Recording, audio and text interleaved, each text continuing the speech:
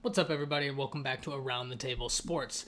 So I thought this commitment was going to be out a little bit earlier, but as soon as I wrapped up that last video, number one JUCO cornerback Kyrie Jackson committed to the University of Alabama, and we gotta get into it.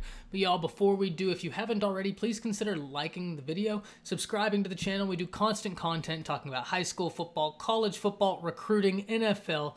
We love to talk sports on the channel, and we'd love to have you along for the journey. But with all that being said, let's get into the big news today before we get into the main thesis of the video. So today, right after we just gotten done talking about all of the big recruiting news today and how that's going to shape up the top 10, not only as it stands right now, but where I believe this top 10 in the nation recruiting list will go from here. If you haven't seen that, I'll link that at the end of the video. That's a video you gotta watch.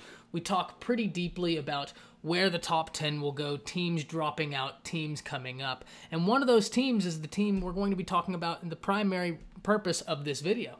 Before we get there, Kyrie Jackson adds much needed depth to the University of Alabama.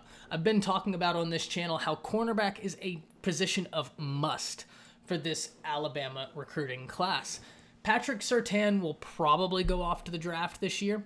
And outside of him, you don't have a lot of experience in the secondary. Now, thank God you have kids like Jordan Battle at safety and Brian Branch, who is a true freshman, but I believe to be all-world talented. I mean, that kid is absolutely phenomenal when you watch his highlights, and word out of camp right now is that he is really impressing. He's competing with Jalen Armour-Davis as a rotational player within that secondary, and I fully expect to see him get some playtime this fall if there is a season.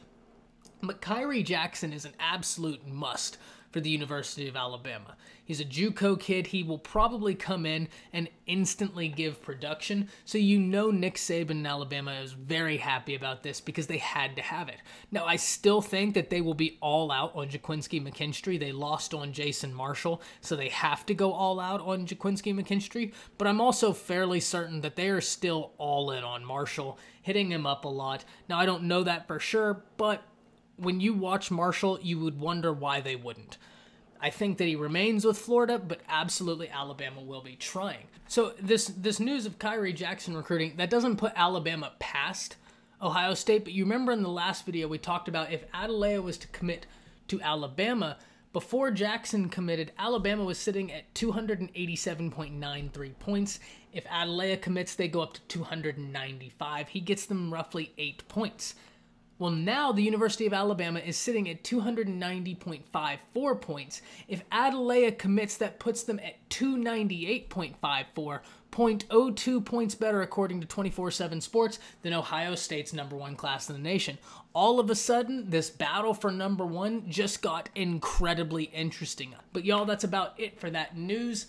I want to really get into some of the biggest news of the past few months, really, in high school football recruiting, as far as I'm concerned.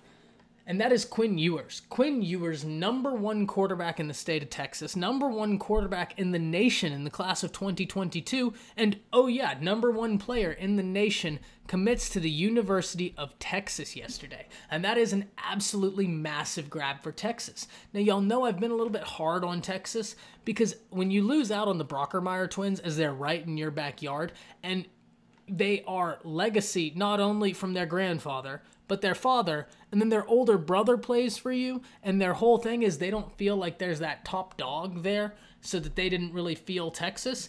That hurts. And honestly, I didn't know where you go from there as a program, because that can be pretty demoralizing. And something like that can really be kind of a huge hit to your program. But Herman and them didn't let him get him down. And on Friday, all of a sudden you get the #1 player in the class of 2022, Quinn Ewers, committing to your program. And this is a massive pickup for the University of Texas. I talked about in the last video that I look at Ewers to Texas the same way I look at Julio to Alabama. And what do I mean when I say that? Well, it takes a kid like this really juicing up interest in a college. Right? So when Julio came to Alabama, Nick Saban has kind of credited Julio with being the domino that fell that caused the proverbial falling of the rest of them. Julio was the guy that when he landed him, he felt like everything changed. And that could be Quinn Ewers for Tom Herman. Herman and Texas desperately needed a huge win on the recruiting trail, and I actually think that this swagger that they just picked up from getting this kid translates into this next class. They still have some room to grow in this class. They're a team I talked about in the last video as being someone who could possibly seep into the top 10. Them, North Carolina, and OU all look poised to do so. But Texas has a huge win right now. And it's actually interesting. The number one quarterback in the class of 2021 goes to OU. The number one quarterback in the class of 2022 goes to Texas. The Red River rivalry just became very intriguing, as we have the number one quarterback in back-to-back years going to the biggest rivals, arguably, in all of college football. And sure, while I'm very biased to the SEC, I also grew up in Texas.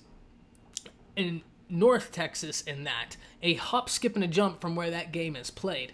And I can tell you, and I can promise you, that that might be the biggest rivalry in all of college football. People who don't care about college football in the state of Texas care about that day. It is religion here.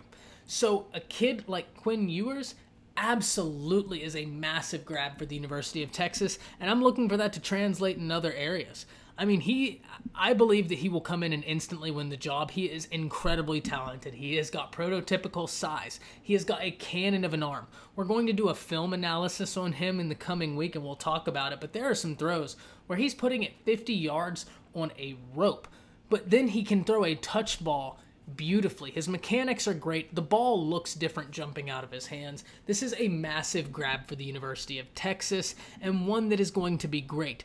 Now, like I said, I am so excited for Texas versus OU coming forward. But y'all, comment down below, who do you think got the better quarterback? Caleb Williams, the number one quarterback in this class, going to OU, or Quinn Ewers going to the University of Texas? Comment down below who you would rather take. And that's it for today's videos. See y'all soon.